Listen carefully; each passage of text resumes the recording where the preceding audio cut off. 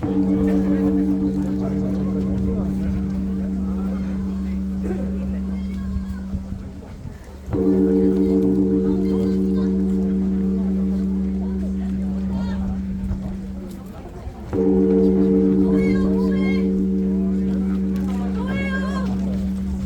뒤흔든 연애 이야기가 곧 시작됩니다.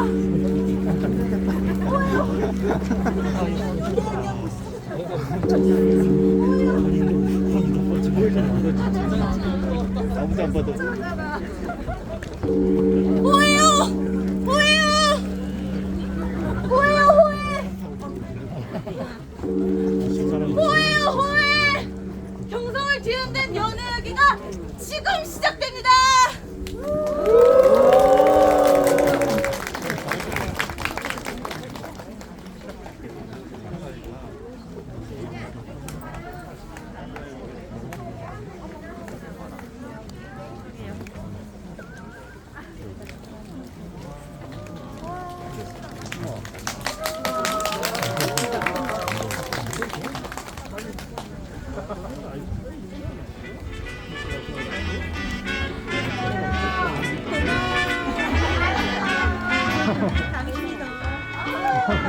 예, 여러분들, 정말 많은 사람들이 여기 찾아주셨네요. 네, 이곳은요, 경성의 클럽, 경성 블루스입니다. 네, 여기 찾아주신 모던 보이 여러분들, 네, 정말로 감사드립니다. 네, 저는요, 오늘의 스토리텔러 인사드리겠습니다.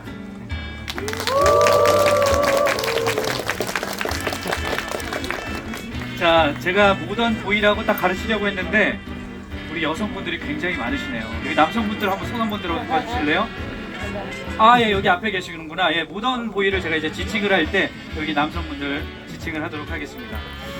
자, 서울의 울타리 역할을 하고 있는 이곳 한양도성은 600여 년 전 전국 각지의 백성들이 동원되어 쌓아올린 성벽입니다. 돌에 새겨진 이름들은 당시 공사를 책임졌던 사람들의 표식으로 성벽이 무너지거나 문제가 생기면 그 구간을 공사했던 사람들이 다시 고향에서 먼 이 한양까지 천리길을 걸어와 보수 공사를 해야만 했습니다. 특히 이곳 낙산 구간은 산책하기 좋은 완만한 자리 때문에 예나 지금이나 이 예술가들의 풍류 1번지, 이렇게 사랑을 나누는 사람들의 데이트 1번지였죠. 자, 오늘의 이야기는 지금으로부터 100년 전 서울이 경성이었을 적, 독립을 위한 항쟁의 시기이자 근대화가 시작된 시기, 그 혼란스럽고도 낭만적이었던 모순의 시대에 도성 안팎에 우리 모던 보이, 모던 걸들의 치명적인 연애 이야기입니다. 어린 날 얼굴 한번 못 본 상대와 하는 조언에 대항하고자 모던 보이, 모던 걸들의 내가 선택한 사람과의 자유 연애 문화가 생겨나게 된 것이죠. 이 배웠지만 출세할 수 없었던 그 억압된 시절, 스스로 쟁취할 수 있는 것은 오직 사랑뿐이었던 그 시절. 자, 그 시절로 들어갑니다.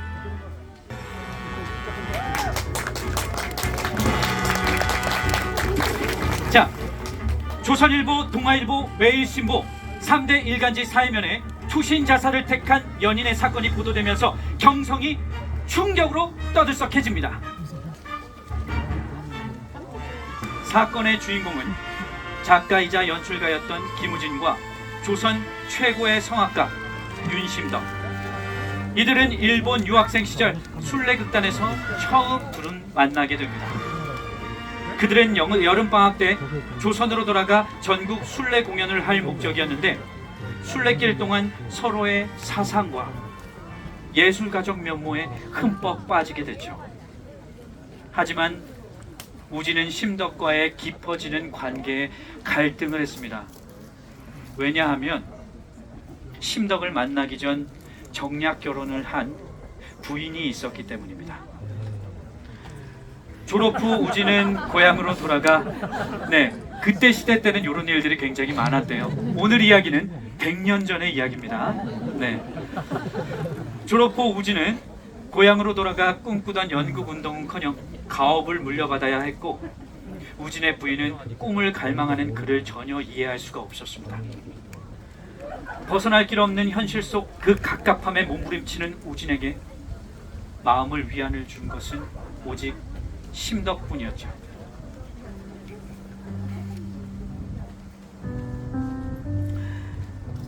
날 때부터 가난했던 심덕은 졸업 후 조선 제1의 성악가 자리까지 올랐지만 여전히 생활고에 시달려야 했고, 생계를 위해 방송에 출연하고 대중가수로 활동을 했습니다. 그러다 전국적으로 인기가 많아졌죠. 그런데 이번엔 온갖 더러운 스캔들이 심덕의 앞길을 막아섰습니다.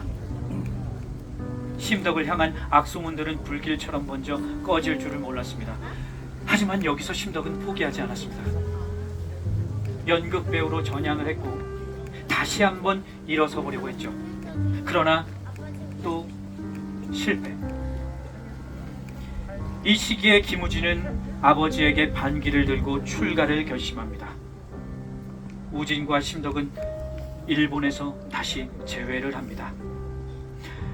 각자 희곡 탈고에 집중을 했고 레코드 녹음에 집중을 했죠. 일이 다 끝나고 함께 부산행 연락선에 몸을 실었습니다. 그날 밤 이후 어디에서도 두 사람을 본 사람은 없었습니다. 김우진, 윤심덕의 동반 자살 사건으로 세상이 떠들썩한 때 윤심덕의 레코드가 최초 개봉되었습니다. 여기에는 계획된 곡보다 한 곡이 더 많이 수록이 됐었어요. 녹음 당시에 심덕이 한 곡을 더 녹음하겠노라고 했고, 생전에 좋아하던 이바노비치 음율에 직접 붙인 가사를 녹음했습니다. 그 노래가 바로 사의 찬미 맞습니다. 죽음을 찬양할 수밖에 없었던 이 두 사람의 이야기는 미스테리만 남긴 채 끝이 납니다.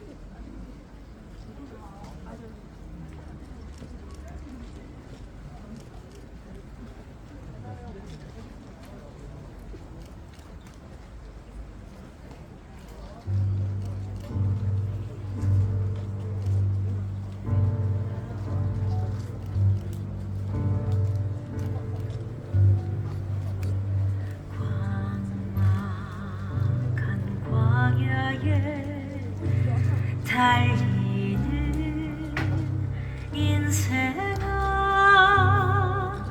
너의 가는 곳 그 어디이냐. 쓸쓸한 세상, 험악한 고해에 너는 무엇을 찾으려 하느냐.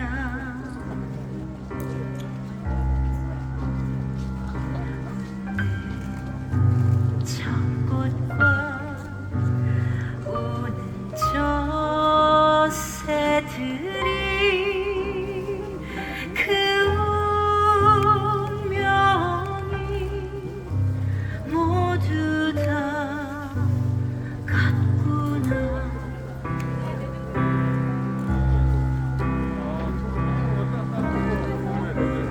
홀로 된 이 세상이 나 죽으리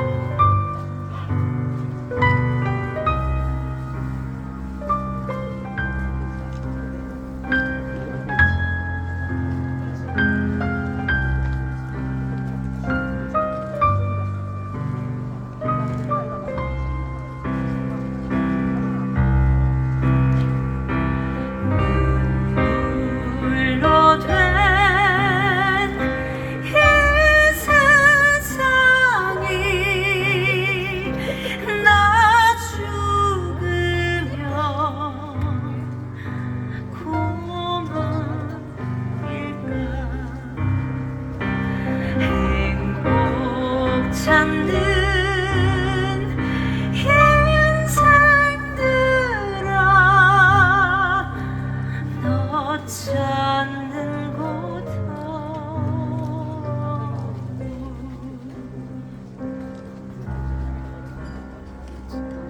너 찾는 곳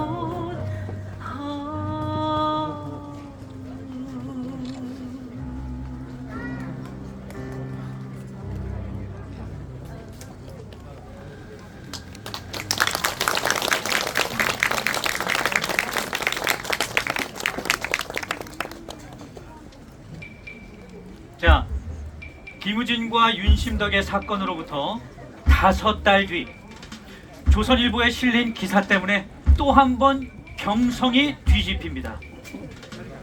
정조는 육체가 아니라 정신이다. 그러므로 과거에 몇 사람과의 관계가 있다 하더라도 정조는 때때마다 새로이 지켜준 것이다. 성도덕을 뒤엎는 주장을 한 이는 바로 심덕의 소학교 친구 김원주입니다. 원주의 기사는 모던보이 모던걸들의 지지를 받지 못했는데 그 이유가 있어요. 왜냐면 원주의 화려했던 연애 이력들 때문이죠. 마성의 매력을 가진 원주. 자, 두 번째 이야기는 원주의 남자들에 대한 이야기입니다. 자, 첫 번째 남자는 원주의 첫 번째 결혼 상대이자 이교수. 그는 원주에게 경제적 기반을 줄 남자였지만 늙은 절름발이었습니다. 식을 올린 원주는 첫날 밤에 기겁을 합니다. 왜냐면 절름발이가 아니라 한쪽 다리가 없는 남자였습니다. 원주는 밤마다 살해닿는 의족 느낌을 견디지 못해 결국엔 헤어집니다. 자, 두 번째 남자는 일본 명문 가문의 순정남. 원주는 두 번째 남자를 도쿄로 가는 급행 열차에서 만나게 되죠. 남자는 원주에게 첫눈에 반합니다. 저 이번에 내리문이다. 그러세요. 아하. 이 남자는 굴하지 않고 계속해서 구애를 합니다. 이 남자의 애타는 마음을 하늘도 알았던 걸까요? 추운 겨울, 다가오는 통금 시간, 그리고 갑자기 쏟아지는 비. 이 모든 상황이 그를 응원했죠.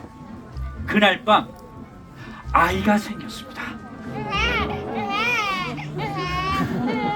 하지만 남자의 집안에서는 원주와 아이를 받아주지 않았고 열정 가득한 그 남자는 다니던 학교도 집안도 모두 버리고 원주에게 도망쳐 왔죠. 일본인의 아이를 가진 것이 내내 마음에 걸렸던 원주는 출산 후 남자 앞으로 편지 한 통과 아이를 남겨둔 채 사라집니다. 자, 이번엔 세 번째 남자입니다. 과수원집 아들 임씨. 시인이었던 세 번째 남자는 원주와 공감대가 아주 많았습니다. 원주는 그 남자와 동거를 시작했어요. 그런데 이 남자 이미 다른 여자와 동거 중이었습니다. 원주의 이 삼각관계에 대한 소문 때문에 두고두고 조롱거리가 되었죠. 그런데 또 이 남자 본처는 또 따로 있었어요. 자, 이 남자는 오직 원주의 사랑을 위해서, 원주만의 사랑을 위해서 동반 자살을 권유합니다. 그런데 원주는 죽기 싫었어요. 죽기 싫어. 정말 바보 같다고 생각을 했죠. 너무 바보 같지 않아요? 네. 며칠 뒤 남자는 함께 음독할 것을 권유하고 원주에게 이 약을 건네줍니다. 자, 원주는 이 하얀 가루를 약값에서 빼고 빛깔과 굵기가 똑 닮은 소다를 그 안에 채워 넣었습니다. 자, 밤이 되었고 원주가 먼저 약을 삼켰어요. 자, 남자도 약을 삼켰습니다. 둘은 부둥켜 안고 이렇게 말을 합니다. 원주, 원주, 잠이 들기는커녕 정신이 더 또렷해지는구려. 어머, 약이 너무 오래돼서 효력이 떨어졌나 봐요. 아하, 남자는 이후에도 또 동반투신할 계획을 하는데 원주가 죽을 생각이 없음을 솔직하게 밝힌 후 둘은 이별을 합니다. 아, 다행이다. 자, 원주의 남자는 여기서 끝이 아닙니다. 자, 네 번째 남자입니다. 이 이야기는 100년 전 이야기입니다. 자, 네 번째 남자는 불교 신문사 사장 백시. 네, 첫눈에 둘은 반하게 되죠. 원주는 그 남자 때문에 불교에까지 입문을 합니다. 그 남자는 입버름처럼 둘만의 미래를 그리곤 했어요. 원주는 이에 희망을 품었죠. 그런데 이 남자 2년이 다 했다고 편지에 남긴 채 둘은 이별합니다. 자, 원주는 네 번째 남자와 이별한 후에 다섯 번째 남자와 결혼을 하지만 네 번째 남자의 빈자리를 채우지 못하고 또다시 이별을 합니다. 벌써 다섯 번째. 네. 경성의 연애대장, 사랑의 여신 김원주. 그녀는 그 이후에 불자의 길을 걷기로 합니다. 진정한 사랑을 위해서 말이죠. 남해아미타불 관세음보살. 안녕하세요, 사랑의 여신 김원주입니다. 박수.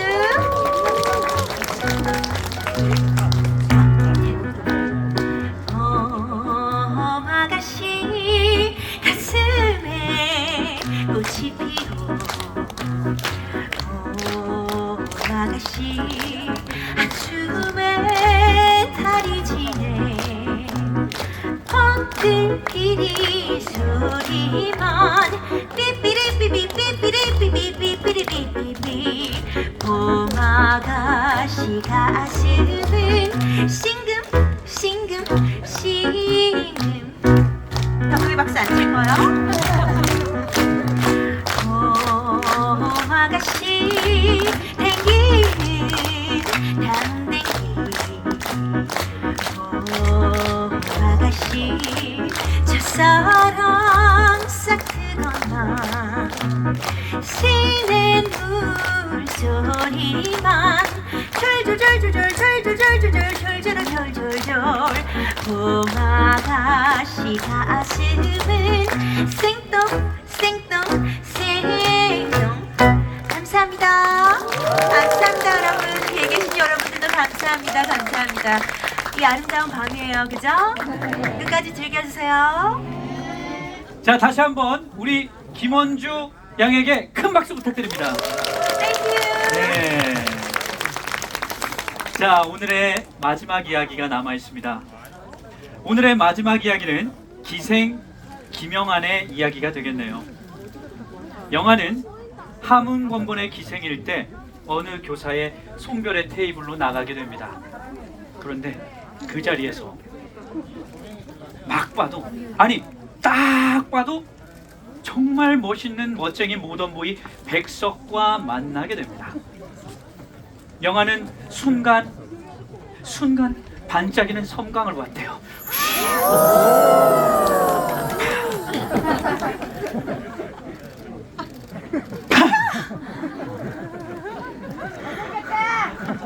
감사합니다.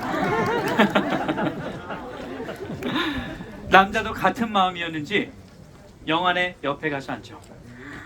자, 그리고서 대뜸 손목을 잡습니다. 마누라, 당신은 내 마누라요. 오늘부터 당신의 뜻대로 하시오. 몰라요. 그의 후진 없는 구애에 영아는 흐트러짐 없는 모습을 유지하려고 애를 썼지만 침착해. 자꾸만 볼이 발그레해지는 것이었어요. 발그레.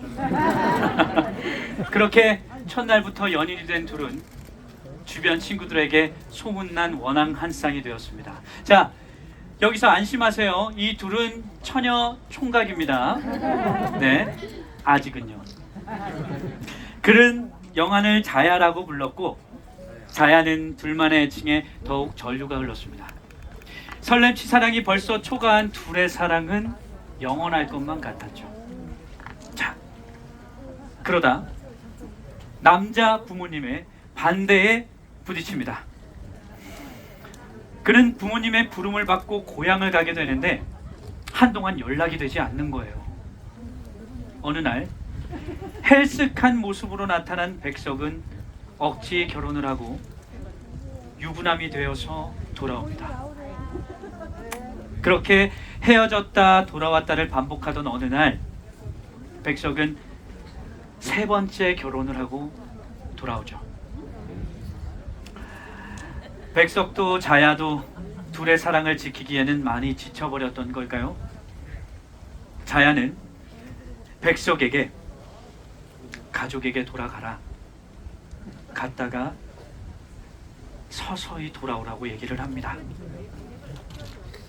하지만 백석은 자야의 초연함이 미웠던 걸까요? 그 이후로 다시는 돌아오지 않았습니다.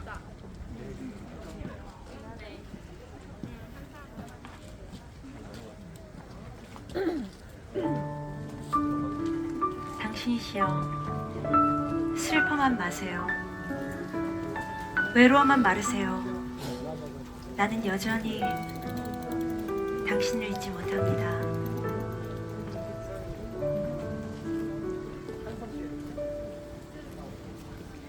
이 풍진 세상을 만났으니 너의 희망이 무엇이냐. 부귀와 영화를 누렸으니 희망이 족할까.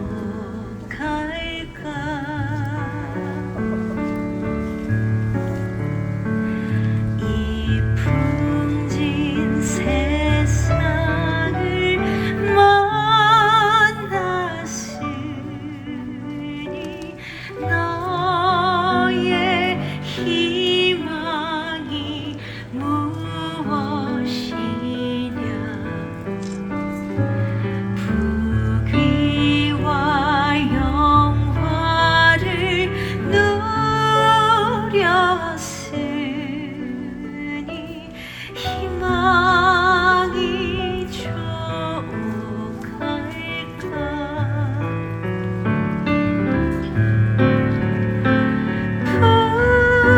푸른 하늘, 밝은 달 아래 곰곰이 생각하니 세상 만사가 춘몽 중에 또다시 꿈 같구나.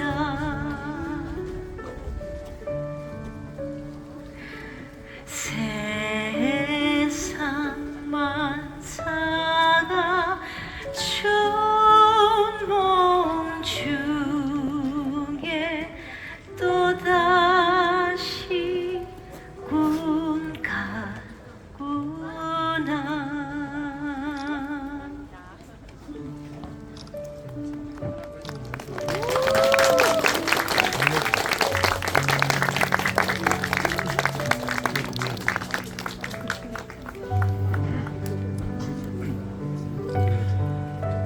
오늘의 스토리텔러인 저는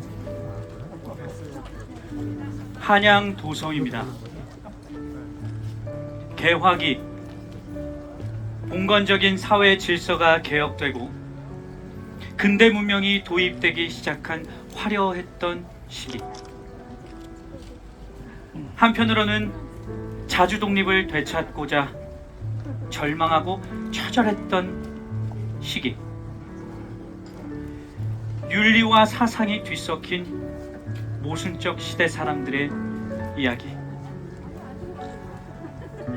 오늘의 이야기는 100년 전 제가 지켜봐왔던 사람들의 이야기입니다. 앞으로 제가 심심하지 않도록 여러분도 날 찾아와서 여러분들의 이야기를 들려주십시오. 어쩌면 먼 훗날에 여러분들의 이야기를 다른 누군가에게 들려줄지도 모르겠군요. 감사합니다.